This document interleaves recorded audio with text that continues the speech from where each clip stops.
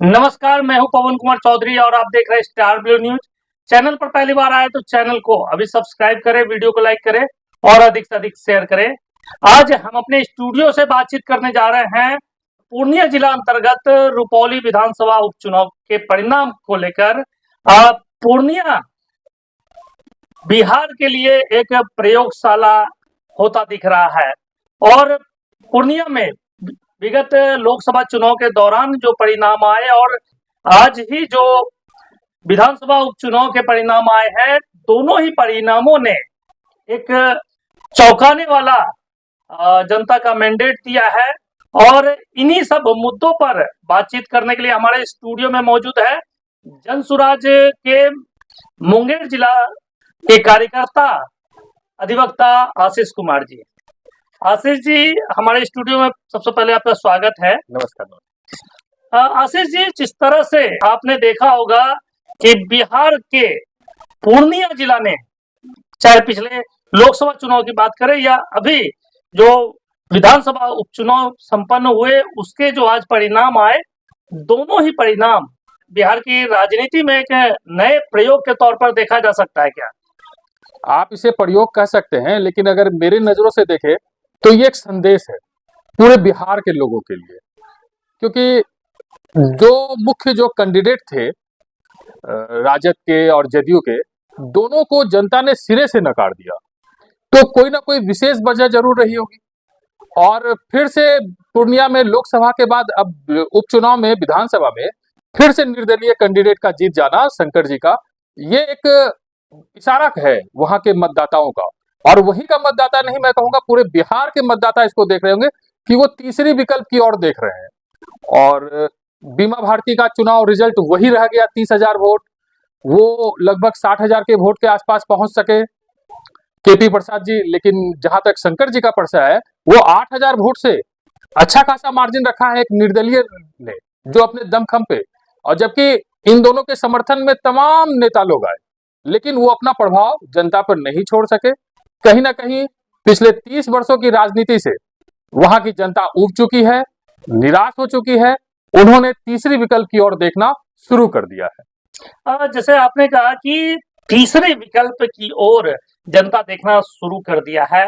बिहार में जिस तरह से मुख्यमंत्री नीतीश कुमार के साथ साथ पूरी बिहार की जितनी भी मंत्रिमंडल है, पूरा प्रशासन, और कहा जाए तो केंद्रीय मंत्रिमंडल, प्रधानमंत्री को छोड़कर लगभग पूरी केंद्रीय मंत्रिमंडल भी अपनी पूरी ताकत झोंकी हुई थी एनडीए गठबंधन की तरफ से, एनडीए के प्रत्याशी कलाधर प्रसाद मंडल के समर्थन में। दूसरी तरफ इंडिया अलायंस के जो प्रत्याशी के रूप में पूर्व विधायक सह पूर्व लोकसभा प्रत्याशी बीमा भारती जी के समर्थन में पूर्व उप मुख्यमंत्री के साथ साथ इंडिया अलायंस के बड़े बड़े नेताओं ने कैंपेनिंग किया।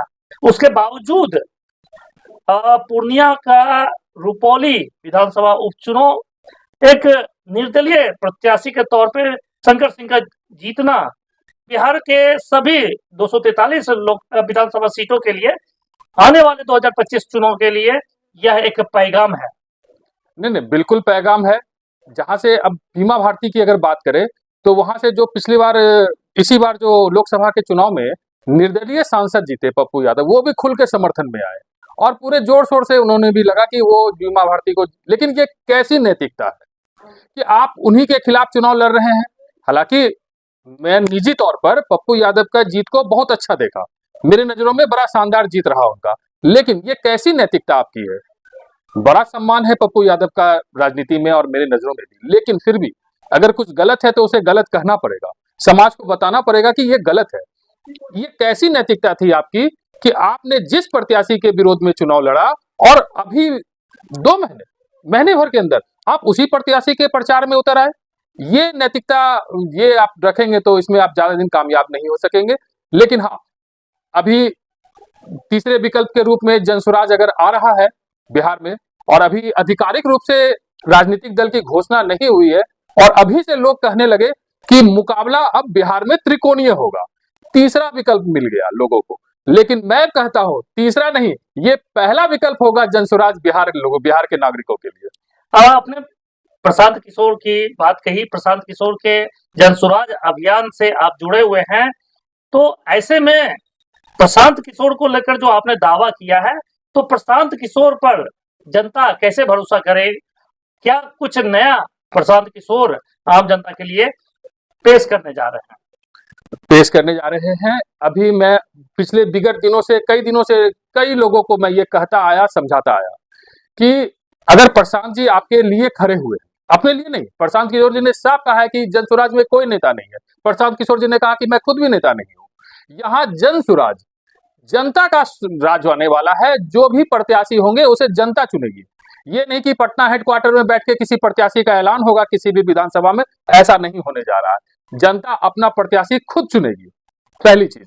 एक चीज और बता देता हूं कि प्रसाद जी की अगर बात करते हैं, मैं विगत दिनों से कई दिनों से कहता आ रहा हूं कि आज अगर बिहार के लोग प्रशांत किशोर के साथ नहीं आए तो याद रखिएगा, हर दिन प्रशांत किशोर जैसा कोई व्यक्ति आपके लिए खड़ा नहीं होगा। अगर हम इसके पीछे जाकर बात करें तो 1974 में जेपी आंदोलन हुआ था, बिहार के नागरिकों के लिए खड़े हुए थे वो। और आज बिल्कुल 50 सालों के बाद, 5 दशकों के बाद अगर प्रशांत किशोर जी बिहार के जनता का हाथ पकड़कर आगे लाने के लिए खड़े हुए, तो बिल्कुल तमाम जनता को उनके समर्थन में साथ आना चाहिए। लोकसभा चुनाव में प्रशांत किशोर जी की पार्टी अपना कैंडिडेट नहीं खड़ा की। 2025 विधानसभा चुनाव को लेकर प्रशांत किशोर ने ऐलान करने शुरू कर दिए हैं कि उनकी प्रत्याशी चुनावी मैदान में उतरेंगे, और कहीं ना कहीं जो जोश और उत्साह उनके बॉडी लैंग्वेज, उनके भाषणों में नजर आता है। तो क्या माना जाए, रुपौली विधानसभा उपचुनाव के परिणाम ने प्रशांत किशोर की बाजी खिला के रख दी है? नहीं, बिल्कुल इसमें कोई दो राय नहीं है, बिल्कुल है। और इसमें सफलता भी मिलेगी लोग टीम को, क्योंकि टीम बहुत ही एकदम बिल्कुल ग्राउंड लेवल पे, जिसको कहते हैं ना, ग्राउंड लेवल पे हम काम कर रहे हैं। और लोगों का ऐसा समर्थन मैंने अपने जीवन काल में नहीं देखा। लोग अचानक से धड़ल्ले से हमारे साथ जुड़ना चाह रहे हैं, जुड़ रहे हैं, आशीर्वाद दे रहे हैं। जितना सहयोग हो सकता है आम जनता का, वो पूरी तरह से सहयोग कर रहे हैं। इसकी छटपटाहट में आपने देखा होगा, पिछले दिनों राजद कार्यालय से एक कार्यकर्ताओं के लिए एक चिट्ठी भी जारी हुई। चिट्ठी कम, धमकी भरा संदेश ज्यादा कहूंगा मैं उसे। ओवरऑल आज के परिणाम क्या अब पूरी तरह से प्रशांत किशोर की जो आने वाली पार्टी है, जो 2 अक्टूबर को नई पार्टी का वो नींव रखेंगे, तो उस पार्टी के लिए एक सकारात्मक संदेश माना जाए रुपौली विधानसभा उपचुनाव का परिणाम? देखिए, रुपौली विधानसभा का जो अभी उपचुनाव में रिजल्ट आया, ये कहीं ना कहीं जनता का मूड बिल्कुल क्लियर है।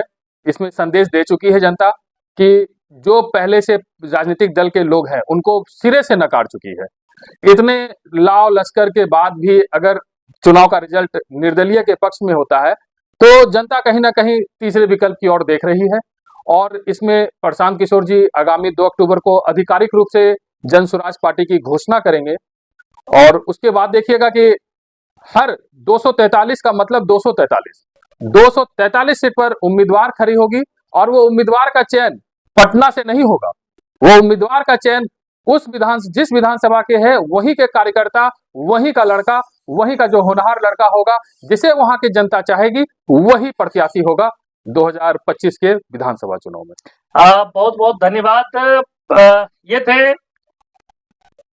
अधिवक्ता आशीष कुमार, जो प्रशांत किशोर के जनसुराज अभियान के एक प्रमुख सहयोगी के रूप में मुंगेर जिला में लगातार अपना योगदान दे रहे हैं। और जिस तरह से प्रशांत किशोर को लेकर ये दावा कर रहे हैं, आने वाले दिनों में क्या रुपौली विधानसभा चुनाव का जो परिणाम है वो पूरे बिहार के लिए आगामी 2025 विधानसभा चुनाव के लिए एक सेमीफाइनल के रूप में देखा जा सकता है। इन सभी मुद्दों पर हम आगे भी आशीष जी के साथ चर्चा करेंगे।